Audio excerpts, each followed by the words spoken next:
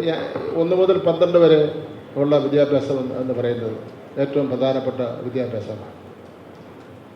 അതിൽ കുറേ പരിഷ്കാരങ്ങൾ ഈ വർഷം ഞാൻ കൊണ്ടുവരുന്നതിന് വേണ്ടി പരിശ്രമിച്ചു. അതൊക്കെ ഈ ലഹരിയായിട്ട് ബന്ധപ്പെട്ടതാണ്. ചില കോണുകളിൽ നിന്ന് ആ പരിഷ്കാരങ്ങൾ എതിർക്കുന്ന സമീപനം വരുന്നു. നമ്മുടെ പിതാക്കന്മാരും സമൂഹവും വിദ്യാഭ്യാസം എങ്ങനെ കേരളത്തിൽ നമുക്ക് നടത്തിക്കൊണ്ട് പോകണം എന്നതിനെ സംബന്ധിച്ചിടത്തോളം നമുക്ക് ശ്രദ്ധ ഉണ്ടാകേണ്ടതായിട്ടുണ്ട്. ഏതെങ്കിലും ഒരു വിഭാഗത്തിന് വേണ്ടി എന്തെങ്കിലും സൗജന്യം ചെയ്യുന്ന രീതി നമുക്ക് അവസാനിപ്പിക്കേണ്ടതായിട്ടുണ്ട്. ഇവിടെ മിക്സഡ് സ്കൂൾ അനുവദിച്ചു. ക്രിസ്ത്യൻ സമൂഹത്തിൽപ്പെട്ടവർ തന്നെ കൊണ്ടുവന്ന സ്ഥലത്ത് തന്നെ മിക്സഡ് സ്കൂൾ 70 മിക്സഡ് സ്കൂൾ അനുവദിച്ചു. ആൺകുട്ടികളും പെൺകുട്ടികളും ഒരുമിച്ച് പഠിച്ചുകൂടാന്ന് ഒരു കൂട്ടർ പറയുന്നു. ഈ കാലഘട്ടത്തിൽ അതെല്ലാം യോജിച്ചതാണ്? ഒരിക്കലും യോജിച്ചതല്ല. യൂണിഫോമിനെ സംബന്ധിച്ചിടത്തോളം ഒരു പുതിയ കാഴ്ചപ്പാട് കൊണ്ടുവന്നു.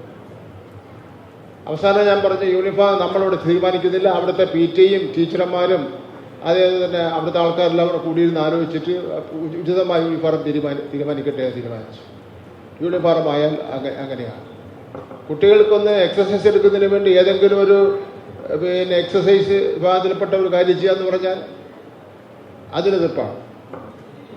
അങ്ങനെ ഉള്ള ഒരു എതിർപ്പ് നമ്മുടെ പൊതുവിദ്യാഭ്യാസത്തെ ശക്തിപ്പെടുത്താൻ ഉപകരിക്കുന്ന കാര്യമേ അല്ല. ഇപ്പോൾ വിദ്യാഭ്യാസ അവകാശ നിയമം അനുസരിച്ച് ഒരു വർഷം 120 ദിവസം കുട്ടികളെ പഠിപ്പിക്കും. ഇവിടെ തോന്നുന്ന പോലെ പഠിപ്പിച്ചുകൊണ്ടിരിക്കുക. 220 ദിവസം കുട്ടികളെ പഠിപ്പിക്കണം. 220. കോടതിയിൽ കേസ് പോയി. അങ്ങനെ കഥയിലത്തേക്ക് മൊത്തം പോകുന്നില്ലേ. കോടതിയിൽ കേസ് പോയി. കോടതി ഒരു കമ്മീഷനെ വെച്ചു. ആ കമ്മീഷൻ പറഞ്ഞു 205 ദിവസമെങ്കിലും പഠിപ്പിക്കണം. അതിൽ 26 വെള്ളിയാഴ്ച ഒഴിവാക്കണം. രാവിലെ 15 മിനിറ്റ്, ഉച്ചശേഷം 15 മിനിറ്റ് കൂടെ നിങ്ങൾ എടുക്കണം. എന്നാലേ ഇത് സമയം തയ്ക്കാൻ വേണ്ടി പറ്റുമോ? കോടതി ഉത്തരവാണ്. അതിന് എനിക്കെന്ത് ചെയ്യാൻ പറ്റും? വിദ്യാഭ്യാസ മന്ത്രിക്ക് എന്ത് ചെയ്യാൻ പറ്റും? അരമണിക്കൂർ നമ്മൾ കുട്ടികളെ കൂടുതൽ പഠിച്ചത് വിചാരിച്ചിട്ട് ആർക്ക് നഷ്ടമുണ്ട്? നമ്മളെ കുട്ടികൾക്കുള്ള നേട്ടമല്ലേ ഉണ്ടാകാൻ വേണ്ടി പോകുന്നത്. വേറെ എന്തെങ്കിലും ആ സമയം പ്രയോജനപ്പെടുത്തണോ താല്പര്യമുള്ളവർ വേറെ സമയം കണ്ടെത്തണം. അല്ലാതെ കോടതി പറഞ്ഞ സമയം കണ്ടെത്താൻ വേണ്ടി പിന്നെ കഴിയില്ല.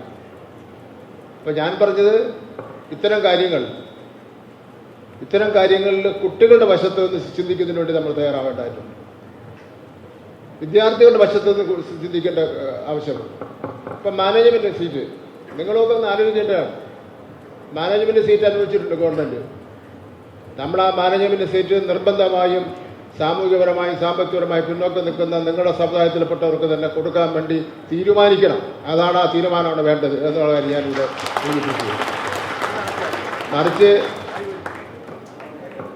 ഞാനെല്ലാ കോളേജുമായിട്ടൊക്കെ ബന്ധപ്പെടുന്നവരാണല്ലോ. അതുകൊണ്ട് തുറന്ന് പറയുന്നില്ല. തീരെ തുറന്ന് പറഞ്ഞാൽ ചിലപ്പോൾ എല്ലാവർക്കും ഇഷ്ടപ്പെടില്ല. അതുകൊണ്ട് തുറന്ന് പറയുന്നില്ല. എന്തായാലും അങ്ങനെ ഒരു നിലപാട് തന്നെ നമുക്ക് എടുക്കുന്നതിന് കഴിയണം. ഈ പ്രാവശ്യം കുറച്ച് ഇടപെടൽ ഞാൻ നടത്തിയിട്ടുണ്ട്. ഇത് പരസ്യപ്പെടുന്നതിന് വേണ്ടി പറഞ്ഞിട്ടുണ്ട്.